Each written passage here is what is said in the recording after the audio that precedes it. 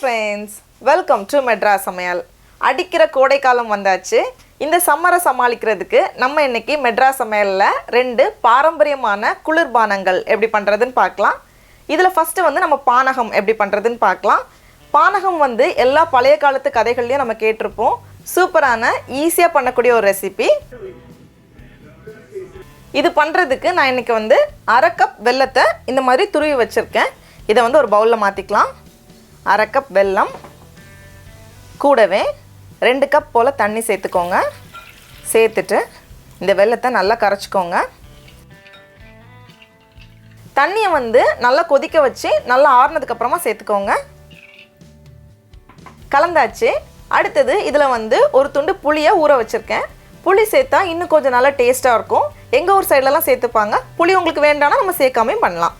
ஒரு நீளமான துண்டு புளியை 10 நிமிஷம் போல் தண்ணியில் ஊற வச்சுருக்கேன். இதை பிசைஞ்சிட்டு இந்த புளி தண்ணியை நம்ம உள்ளே சேர்த்துக்கலாம்.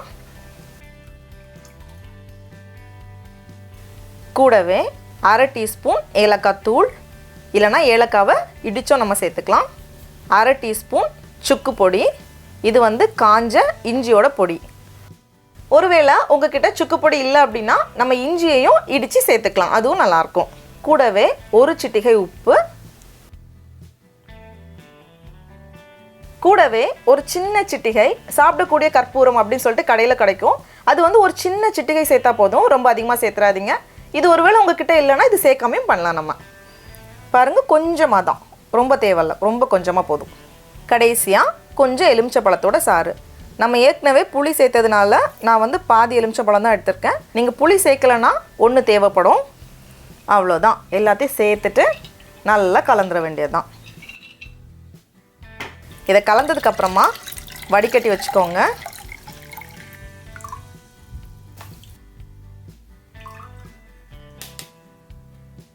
டடா, நம்மளோட சூப்பரான பானையில் பானகம் ரொம்ப அழகாக தயாராகிடுச்சு.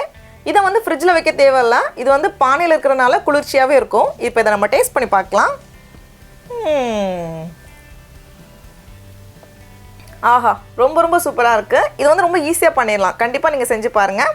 அடுத்தது வந்து மோர் எப்படி பண்ணுறது நம்ம பார்க்கலாம். இது பண்ணுறதுக்கு நான் இன்றைக்கி வந்து 2 கப் கெட்டியான தயிர் எடுத்திருக்கேன். தயிரை வந்து ஃபஸ்ட்டு வந்து நல்லா அடிச்சுக்கோங்க, எந்தவித கட்டியும் இல்லாத மாதிரி. இதை வந்து ஒரு மிக்சிங் பவுலில் மாற்றிக்கோங்க. 2 கப் கெட்டியான தயிர் சேர்த்துட்டு இதை வந்து லைட்டாக நீங்கள் அடிச்சுக்கோங்க. அப்படி இல்லைன்னா நம்ம மிக்சியில் ஒரு வாட்டி அரைச்சி எடுத்துக்கலாம். 3 கப் போல் தண்ணி சேர்த்துக்கோங்க. தண்ணி வந்து நம்ம விருப்பத்துக்கு ஏற்ப இன்னும் அதிகமாக சேர்த்துக்கலாம். நான் வந்து இன்றைக்கி கொஞ்சம் கெட்டியாக பண்ணுறேன். கூடவே 2 பச்சை மிளகாவை இந்த மாதிரி சின்ன சின்னதாக வெட்டி வச்சுருக்கேன், அதை சேர்த்துக்கலாம். அடுத்தது ஒரு துண்டு இஞ்சை இந்த மாதிரி சின்ன சின்னதாக வெட்டி வச்சுருக்கேன். இதை வந்து லைட்டாக இடித்து சேர்த்துக்கோங்க. அப்போ வந்து இஞ்சோட சாறு இன்னும் நல்லா இறங்கும். ரொம்ப பேஸ்ட் மாதிரி இடிச்சிடாதீங்க, ஒரே ஒரு அடி போதும், அவ்வளோதான். அதே மாதிரி 1 டீஸ்பூன் போல் சீரகம் எடுத்திருக்கேன். இதையும் ஒரே ஒரு அடி, அவ்வளோதான். அப்போ தான் அந்த ஃப்ளேவர்ஸ் உள்ளே நல்லா இறங்கும். ரொம்ப இடித்தோம் அப்படின்னா ரொம்ப காட்டமாகிரும். கூடவே ஒரு கொத்து கருவேப்பிலை இலையை 2-3 பிச்சு சேர்த்துக்கோங்க. அதே மாதிரி கொஞ்சம் மல்லி இலையும் சின்ன சின்னதாக நறுக்கி சேர்த்துக்கோங்க. கடைசியாக தேவையான அளவு உப்பை நம்ம சேர்த்துடலாம். சேர்த்துட்டு இதை வந்து நல்லா கலந்து வச்சுக்கோங்க. அவ்வளோதான், கிட்டத்தட்ட ரெடியாகியாச்சு. இதை வந்து நம்ம அப்படியே பரிமாறிக்கலாம். அப்படி இல்லைன்னா தாளிச்சா இன்னும் ரொம்ப நல்லாயிருக்கும். தாளிக்கிறதுக்கு வந்து ரொம்ப குறைவாக எண்ணெய் சேர்த்துக்கோங்க. ஏன்னா நிறைய எண்ணெய் சேர்த்தோன்னா மேலே மிதந்துட்டே இருக்கும். அதனால் ரொம்ப குறைவான எண்ணெயில் நம்ம தாளிக்கணும். அதுக்கு வந்து ஒரு பேனில் ரொம்ப கம்மியாக எண்ணெய் சேர்த்துக்கோங்க. எண்ணெய் சூடானதும் கொஞ்சமாக கடுகு உடைஞ்சதும் கொஞ்சம் கருவேப்பிலை இலை, அப்புறமா கொஞ்சம் பெருங்காயத்தூள் சேர்த்துட்டு இதை உள்ளே சேர்த்துட்டு கலந்துட வேண்டியது தான், அவ்வளோதான்.